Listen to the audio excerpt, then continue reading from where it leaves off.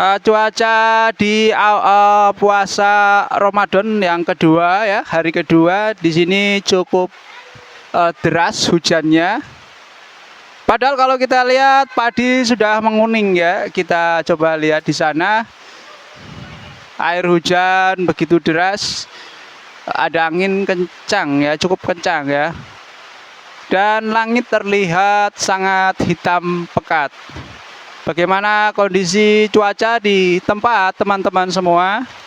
Semoga tetap diberi kesehatan, bisa berpuasa hingga akhir.